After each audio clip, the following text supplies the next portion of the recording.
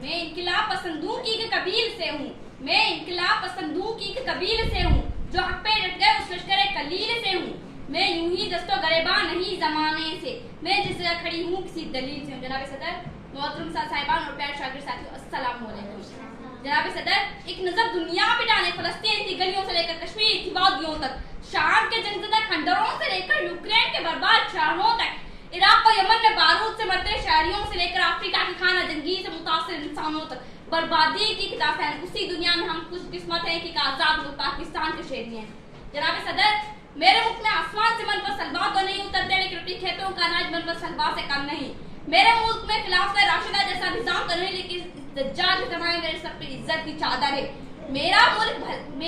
بھلے کسی کو کینیڈا، جاپان، جرمنی نظر نہ آئے، لیکن میرے لیے جنت الفردوس ہے۔ جناب صدر، سچ کہا ہے کسی نے کہ پاکستان اللہ کے رازوں میں سے ایک راز ہے، اس کو ختم کرنے کے لیے کیا کیا نہیں کیا گیا، جنگیں مسترد کی گئی، لسانیت اور فرقہ واریت پیدا کیے گئے، غدار پیدا کیے گئے، کرپٹ چوروں کو لیڈر بنا کے اسلام آباد کے ایوانوں میں بٹھایا گیا، سازشوں کا اتنا ختم ہونے سلسلہ شروع کیا گیا۔ لیکن جناب صدر،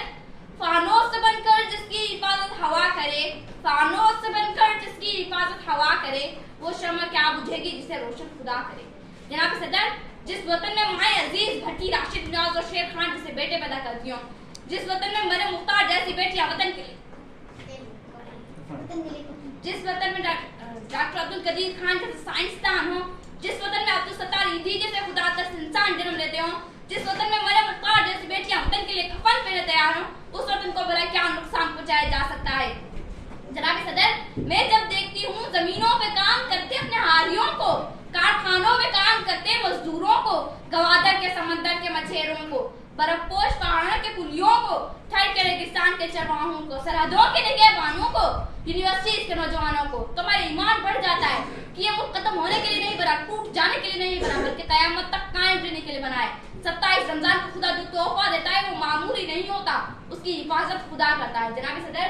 جو میرے وطن کے لیے برا سوچتے ہیں ان کے لیے میرا یہ پیغام ہے، کوئی کہہ دے ذرا وقت فرعونوں سے، کوئی کہہ دے ذرا وقت فرعونوں سے، خاک ہو جاتے ہیں سورج بجھانے والے۔ جناب صدر، پاکستان کا ہر آنے والا دن انشاءاللہ پچھلے والے سے بہتر ہوگا۔ بزرگوں کی دعائیں اور شہیدوں کا لہو وطن کے محافظ ہے، اس وطن کا خدا ہمیشہ مہربان ہے۔ میں اٹھا لوں گی بڑی شوق سے اس کو سر پر، میں اٹھا لوں گی بڑی شوق سے اس کو سر پر، خدمت قوم وطن میں جو بلا آئے گی، غیر دام اور خودی سے جو کرے گا عملہ، میری امداد کو خود ذات خدا آئے گی، دل سے نکلے گی نہ مر کر بھی وطن کی الفت، میری مٹی سے اٹھ ہوئے افعال۔